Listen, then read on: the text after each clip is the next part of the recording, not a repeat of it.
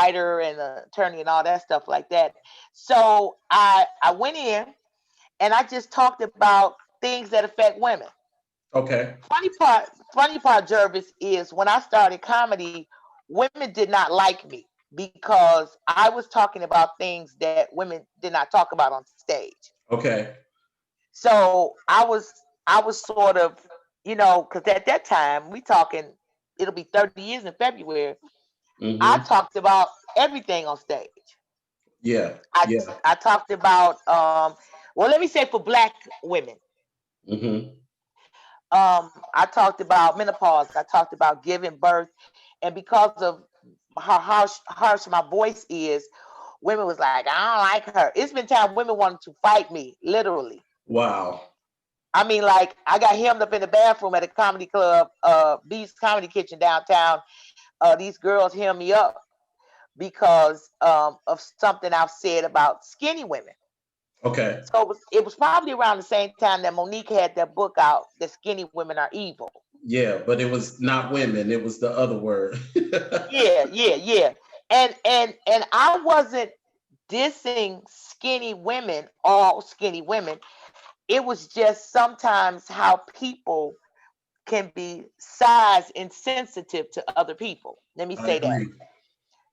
For lack of a better word. People can be height insensitive to other people. Yeah. So I would mention that on stage, and these girls literally hemmed me up in the bathroom. Now I don't know if they knew all the trauma that I was dealing with in my life, but Mm-hmm. I wasn't for no games, and my goal was to walk out the bathroom like I walked in. Yeah. So you know Absolutely. how people be talking to you, and I just kept putting my lipstick on, and I wasn't responding to them. And I Uh-huh. guess they figured out like, oh, she kind of crazy, and I'm like, whatever. Mm-hmm. Because I never been one of the people. Oh, I'm finna go in the house and get a hammer and all Oh that stuff like no. that. No, Uh-uh. the art of war.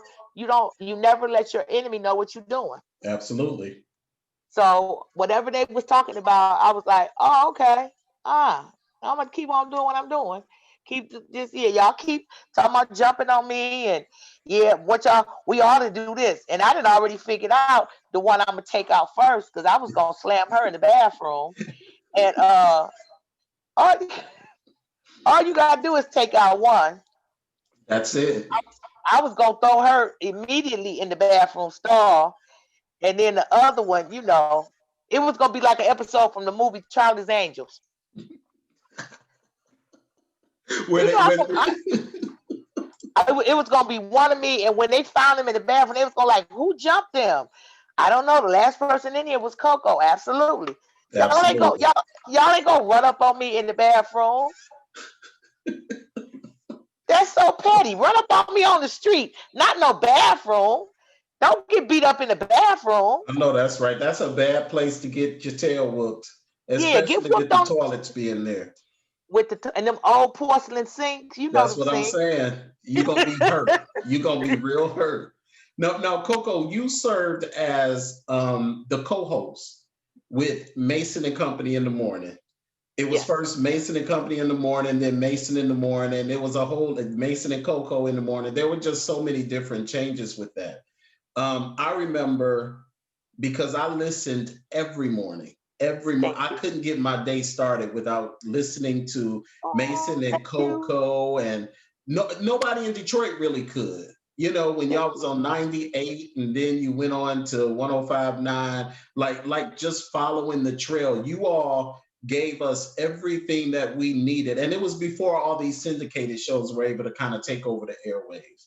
But Yes. we can truly say that in the city of Detroit, we had authentic radio personalities that knew what was happening in the city, cared about what was happening in the city, and you guys kept us laughing while we were getting our tails whooped to get ready for whatever we needed to do and taking the pressures off of getting on the road and having to go to a job dealing with somebody for 8, 9 hours a day. So, how was that experience for you being pretty much, in my opinion, the voice of Detroit? How was that for you? It was, you know what, Jervis? It was initially it was challenging. So I told you when I started comedy, women didn't like me. When I started radio, it was the same thing. They Wow. would call in because I didn't come from radio. I didn't come from broadcasting. Most people in radio had a previous radio experience, so they majored in radio when they went to college. I was a person that was a comedian, Yes. and Mason had asked me a few times did I want to come on and do radio, and I would go on and sit in. At that time, Frankie Darcell was on. I would Yeah. go in and sit in maybe with Janet G or whatever. But just the thought of getting up at 4:30 in the morning was too much for me. Now I could get up at 6:30 or 6 or 5:15 because I had to be at work. But getting up at 4:30 in the morning, I'm like, nah, I don't want to do that. But the Hmm. more I did comedy, and the more I was like, okay, I like nursing, I like people, I like what I do, but Hmm. it's time for me to do something else. Yeah. So I literally like quit my job as a nurse, relied totally on comedy. I did a lot of traveling. Um, at that time, my daughter was fairly young, Yeah. and then Mason kept asking me, and I finally was like, okay. Didn't know anything about radio. Hmm. Um, Talked to a great friend of mine who was the owner of All Jokes Aside, Raymond Lambert. Oh, that I was was my like, spot. yeah, I was like, Raymond, they want me to do radio. So I had a conversation with Raymond. Fast forward, I didn't even know how to negotiate a contract. So Raymond gave me a friend of his number to call. He said, hey, call my friend. Um, he works with athletes and stuff like that. He'll help you negotiate your contract. Okay. So from September to 96, and I'm gonna speed it up, from September 96 to literally Hmm. December, I Hmm. just did comedy full time because I didn't get paid. Okay. So when I finally got paid, I kept looking at the contract like, so this how much money I'll be making? Wait a minute, I got okay, but wait, this, and I'm like, wow. And at that time in 1996, Yeah. um, you know, that was a lot of money. Yeah. Like Yeah. 70, above $70,000 was a lot of money. Yeah. Yeah. And people say you only work 4 hours. No, you don't. Because if it's something happening, you got to be present. If there's something Absolutely. going on, you got to be present. If you got an appearance, you got to be present. If it's a concert, you got to be present. And you can't say, "Well, I opened up for Steve Harvey last night at the Fox, so I can't be late for work." No, it was none of that. It Mm-mm. it, it wasn't any of that. You got to be present at all times. Yeah. So I stayed in radio. I did radio. It was Evergreen, then Clear Channel, then it became iHeart. I did that from Hmm. 96 to 2014. I took a little hiatus for about a year, but then I left in 2014. They let me go. And then from 2014 to 2018, I was at 105.9. So I was probably the oldest woman doing hip hop radio anywhere in the country. Hmm. But the hip hop artists didn't know how old I was because I was, I didn't look crazy with the baseball hats on. So we did Ti, we interviewed Ice T and B.O.B. and everybody, and Yeah. then we were freestyling all of that. So when they would actually find out how old I was, they was like, "No, you not." I'd be like, "No, I'm just playing. No, I ain't. No, I'm just joking." But I'm sitting there like I'm literally old enough to be this baby's mama. Hmm. But Now, I now, was a kid. Yes, sir. with the radio situation, you guys, you were doing the show, and the show was going really well. Then all of a sudden, we woke up one morning and the show was gone, and then the show came back.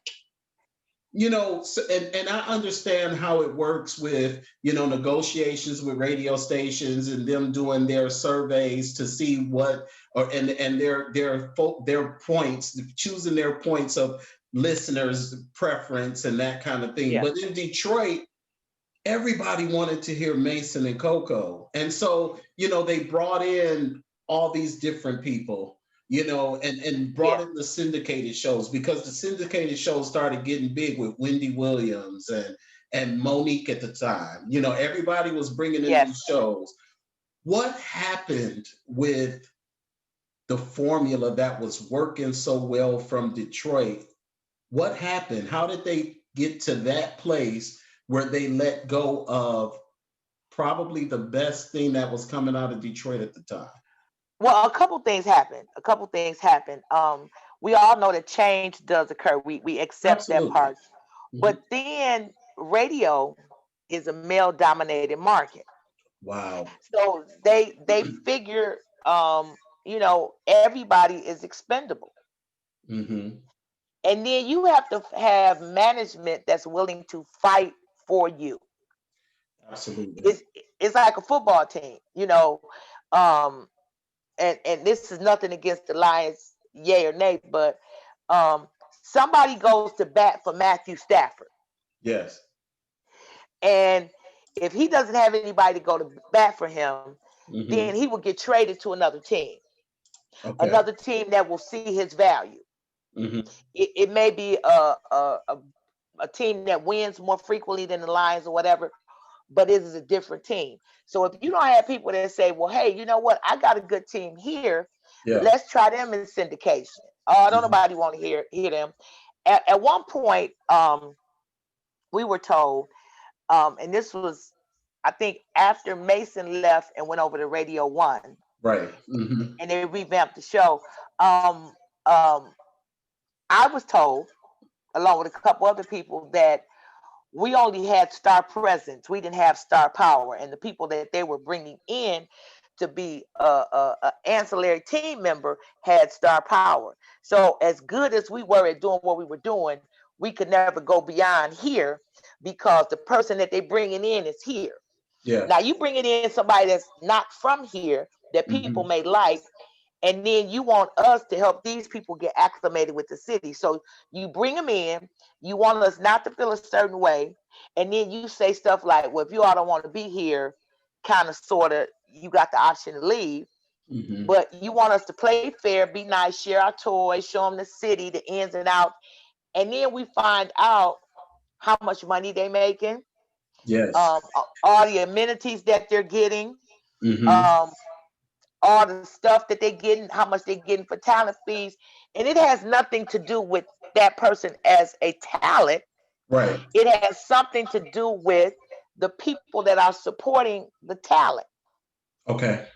So if you feel like this individual is worth this amount of money, that's fine. But when I come to the table with my attorney to negotiate my contract, don't look at me like, oh, you already making six figures or whatever. That's not the point. I know Right. my value and I know my worth. Hmm. Well, nobody else is. I'm not worried about anybody else. I'm worried Absolutely. about. I know my value and I know my worth. And here's another thing. And we don't just do it in radio, Jervis. We do it across the board. We always want to minimize a person's greatness to our level of understanding. Absolutely. Absolutely. I agree with that 100%. We want to minimize because you may be the next Roland Martin, right? Hmm. Hmm. And I speak that for you. I But there are receive it. people, yes, and there are people that be like, oh, Jervis got that little old show that he do, and I don't know.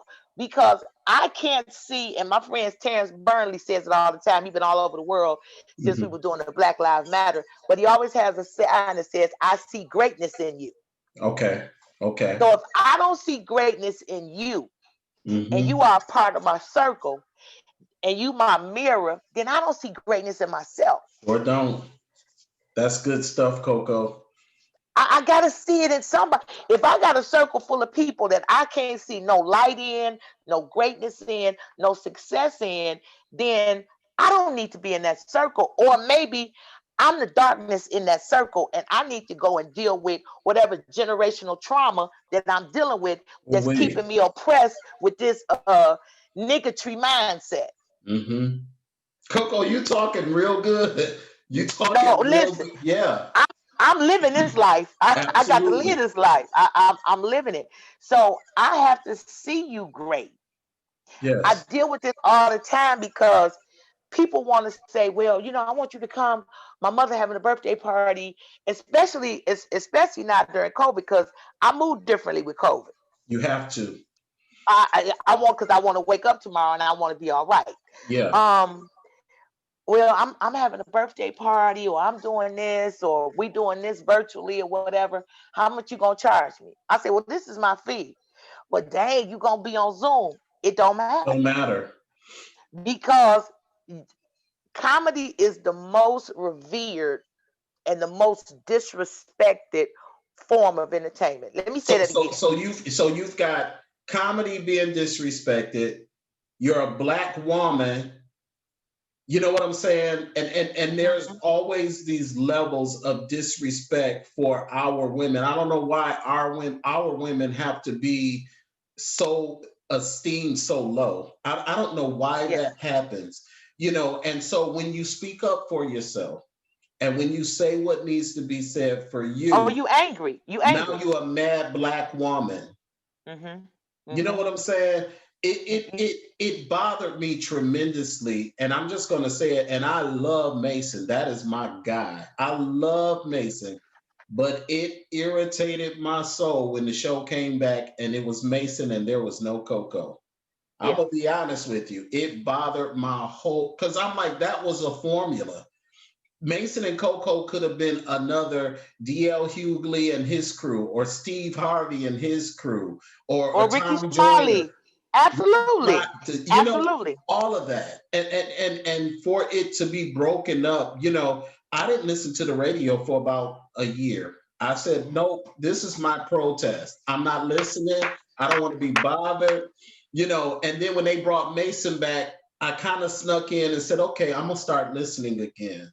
you Okay. know but Okay. but I would get in the car and I would bring my what is that, the little The iPad, something. iPod. I would bring my Yeah, iPod. Yeah. iPod and I would play my own mixed music because I didn't want to hear what was on the radio, because it bothered me tremendously that you all weren't on the radio.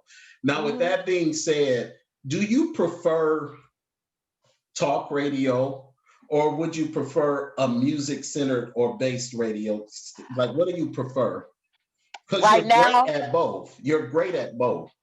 right now, I would definitely prefer talk radio. Okay, And I mean, because and we could get music from every outlet possible, absolutely. but we cannot get good, concise um, information that serves us. So Absolutely. I'm not saying, when I say us, I mean us as a people. And, Hmm. and let me backpedal for a minute. Let me tell you something. This real deep. Black women are very disrespected.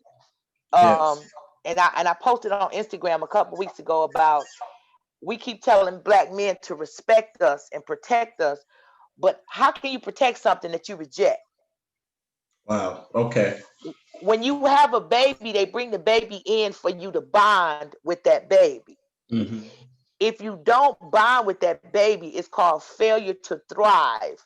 And that baby doesn't bond with that mother.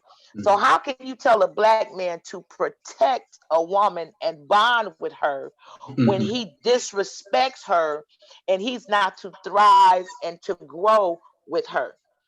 You ain't got to like me to protect me. Or respect you. You ain't got Or you. Absolutely. most of the Absolutely. things, Jervis, and I'm gonna say this, most of the things that have happened for me, Hmm. in terms of different elements of my career, Hmm. I would have to say have not come from brothers that look like you. Okay. Okay.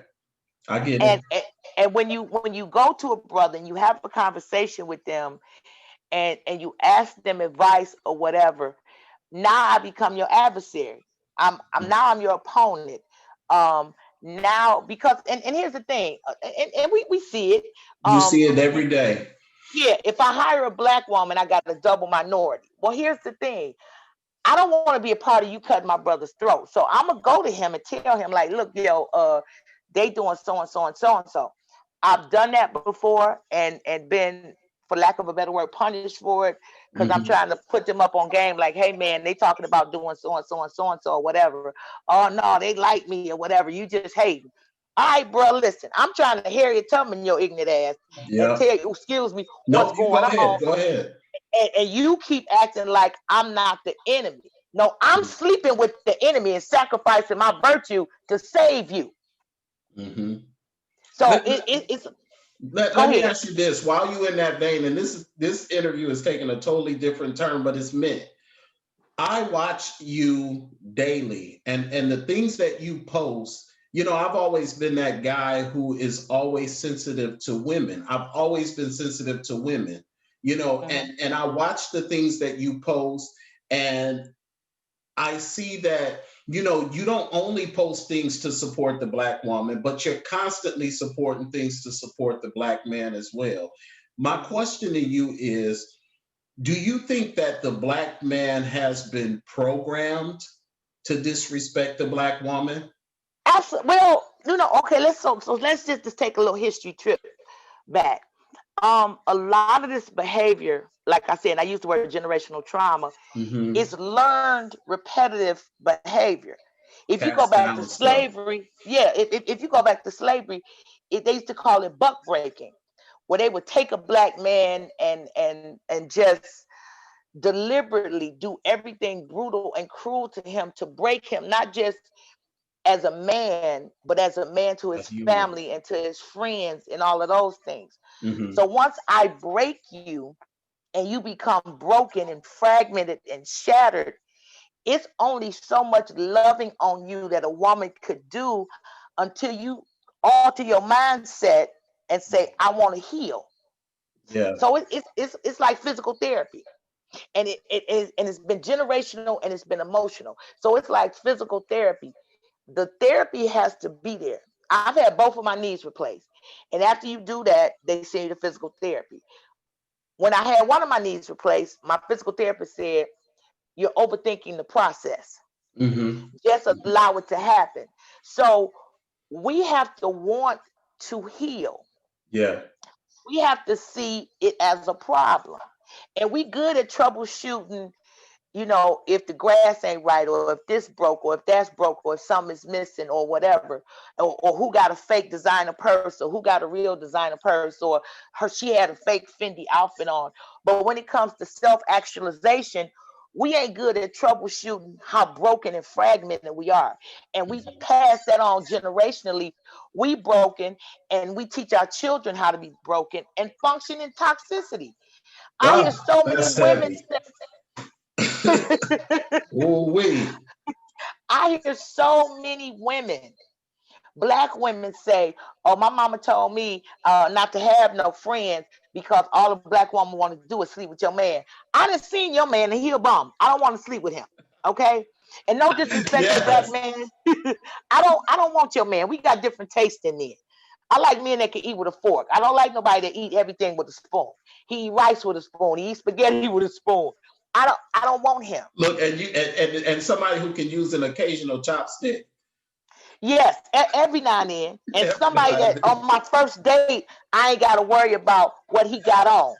I know that he gonna show up and he ain't gonna have on his father's suit and the sleeves way down here. But if you haven't been taught and you're not willing to be taught, Yeah.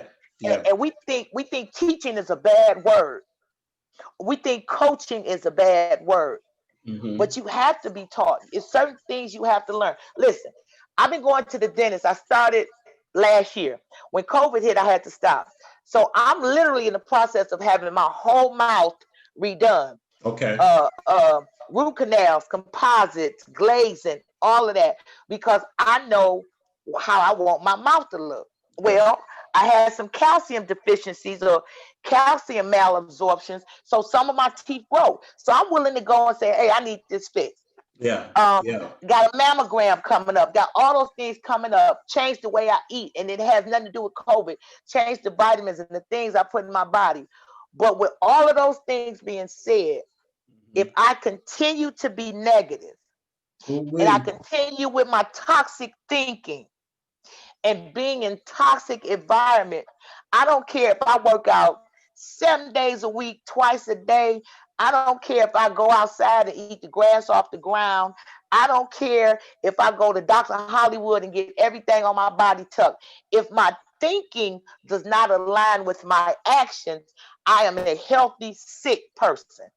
Good day. Coco, we need to do this. We need to We continue this can. conversation, and we need to really kind of tackle some things together.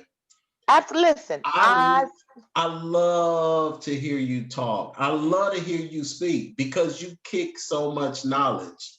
You you impress me. I swear I watch you, thank and you.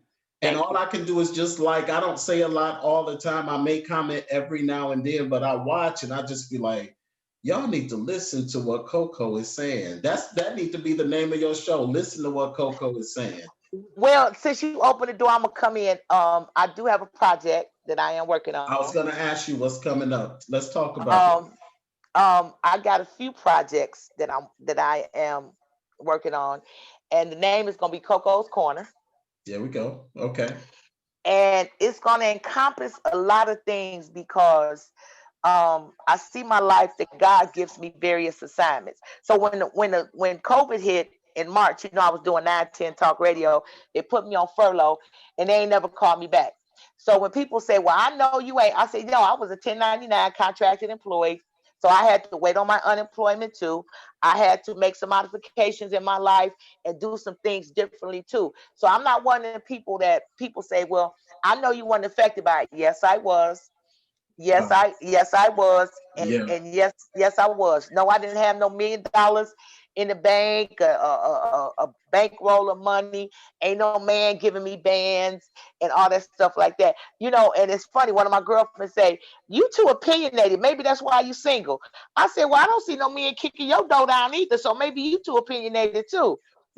And I just believe that nowadays, if you're not opinionated as a woman, then you're lacking something because you gotta know what you know when you know it, and you gotta know exactly what you're gonna deal with and what you're not gonna deal with. You and can't and you just allow yourself to just put up with any and everything. It just can't happen that way. because it's I listen. I'm a woman that wants to be married, and I know my husband is on the way. He's being processed and on the There you way. go. There you go. But and people say, "Well, yes, I do have a very I'm right in your face with my personality." But if I trust you, if you say, "Coco, come on, go somewhere with me," and I say, "Okay, well, pick me up so and so," I trust you as a person. I trust you as a man. Yeah. I trust you the way you take care of yourself, that you're not going to hurt me or Absolutely. harm me or disrespect me. If I can't date a man that I feel that way about my friends, if Hmm. I don't feel the same way about a man that I call myself being in a relationship as I do with my friends, Hmm. then I don't need to be with him. Cause I feel like, okay, well, let me go on to sleep. Shoot, Jervis driving. I'm gonna go on to sleep. Shoot, let me put my little headphones on because I trust you and you Yeah. have integrity. A Yeah. lot of men don't have that. Now, I'm not saying they're bad people, but we need to heal.